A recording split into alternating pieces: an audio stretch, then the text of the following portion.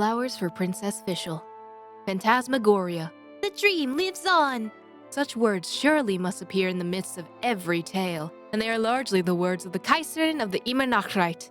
This surely is not the enigma that concerns the greatest majority of readers, but we must still start here nonetheless.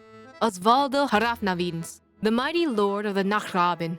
If Fischl's strength in battle might be considered a 10, and the beasts of the world should have the average of 15, then Osvaldo's strength may be considered 13. His great power was on display when he destroyed Damerang in Volume 1. That said, the Nachtvoran is itself the nemesis of Damerang anyway. As for the feelings that Osvaldo holds towards Fischl, Mr. 9 does not believe it to be romance, but more likely a form of imprinting common to a bird kindred. Editor-in-Chief's note. Regardless of what the author says, dear readers, you are free to interpret the personal relationships of the characters from Immernachtreich however you like. Aside from this, the title of Prince Nachtraben is not a particularly high-flown one, considering that the Night Ravens have always been known for being conspirators and bearers of curses. Osvaldo likely insisted on this title, for how could a mere king of the night call himself thus before the Immernachtreich? Beast of the World, Gesamtkunstwerk. In certain possibilities, this is the beast of the world that the Immernachtreich would have faced within this cycle. Its battle strength is around 30. In a distant causality, if the philosopher Zarathustra was not chosen, then the opera writer would have gained victory in the contest over the will of the world. One Gesamtkunstwerk takes the stage in the opera theater of the apocalypse. Many more beasts of the world that reside within the center of the universe will inexorably begin to appear as well. In the final volume, the weakness of the beasts of the world, Saint of the Seven Tears, whose combat strength was 10 and therefore equal to Fischl, was quite out of the ordinary, and the saint merely wept for Zarathustra at first, a choice that seems undeserving of any blame. Both Zarathustra and the musician exist to give praise unto the Princess de Ouvertüre.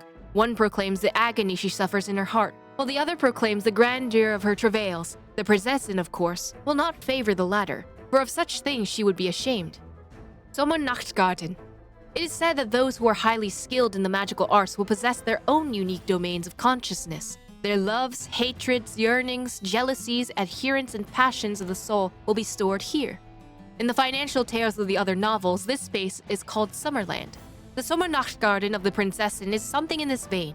That this concept was never well explored in the end remains quite the pity. The suspected eternal return. Quite a few of the finer points of the tale have caused people to wonder if the Kaiserin of the Immernachtreich once experienced all that Fischl has. Fischl's father is undoubtedly not a mere shade. He is majestic and mighty, and helps Fischl to dispel her confusions. As for Fischl's mother, the Kaiserin, her actions and deeds show her to have quite an interesting character indeed. But she will only speak one line, which is, as was noted earlier in this text, the dream lives on. In the final volume, Fischl's mother had already faded away, and so this volume naturally did not have this preceding line. But as the universe entered its denouement and all things within it flowed into the Immernachtreich, she spoke another line of enigmatic intent. Find meaning somewhere. The night deepens, but the dream lives on. Dear readers, I hope that you will find happiness in this world where the sun still rises each day. Collection of questions and answers. Dear Mr. 9, may I ask what the relationship between the Celestial Emperor's daughter in Legends of the Shattered Halberd and Fischl von Luschloss Narfidort is? I felt that the tragedy that unfolded towards the end of Volume 5 of Legend of the Shattered Halberd was due to the male protagonist and the Celestial Emperor's daughter's attraction to him. As such, I wanted to write a Prinzessin de Ouvertüre who had no need of a male protagonist.